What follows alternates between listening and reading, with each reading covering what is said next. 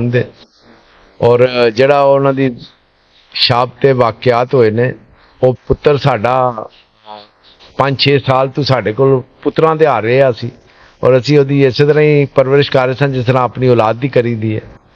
ਔਰ ਬੜਾ ਸਾਡੇ ਅੰਦਰ ਉਹ ਦੰਦ ਹੈ। ਉਹਨਾਂ ਦੇ ਵਾਲਦੈਨ ਵੀ ਬੜੇ ਬੀਬਾ ਲੋਕ ਔਰ ਬੜੇ ਅੱਛੇ ਇਨਸਾਨ ਨੇ। ਉਹਨਾਂ ਨੇ ਬੜੇ ਇਸ ਅੱਲਾ ਦੀ ਜਿਹੜੀ ਰਜ਼ਾ ਹੈ ਉਹਨੂੰ ਕਬੂਲ ਕੀਤਾ ਹੈ। ਉਹਨਾਂ ਸਾਡੇ ਤੇ ਬੜੇ ਮਕਸਦ ਹੈ ਕਿ ਅੱਛੇ ਤਰੀਕੇ ਨਾਲ ਕਿ ਅੱਗੇ ਵੀ ਅਸੀਂ ਉਹਨਾਂ ਦੇ ਹਰ ਮਾਮਲਾਤ ਦੇ ਵਿੱਚ ਬਾਹਮੀ ਇਤਫਾਕ ਦੇ ਨਾਲ ਮੁਹੱਬਤ ਦੇ ਨਾਲ ਸਾਰੇ ਮਾਮਲੇ ਵਾਸਤੇ ਦੁਆਏ ਖੈਰ ਵੀ ਕਰਨੇ ਆ, ਦੁਆ ਵੀ ਕਰਨੇ ਆ ਔਰ ਅੱਲਾਹ ਤਾਲਾ ਉਹਦੇ ਵਾਲਿदैन ਨੂੰ ਸਬਰ ਜਮੀਲ। ਬਿਸਮਿਲ੍ਲਾਹਿਰ ਰਹਿਮਾਨਿਰ ਰਹੀਮ।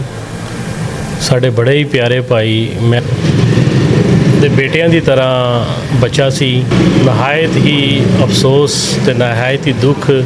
ਅੱਲਾ ਦੀ ਰਜ਼ਾ ਹੈ, ਹੋਣੀ ਨੂੰ ਕੋਈ ਨਹੀਂ ਟਾਲ ਸਕਦਾ। ਜੋ ਅੱਲਾ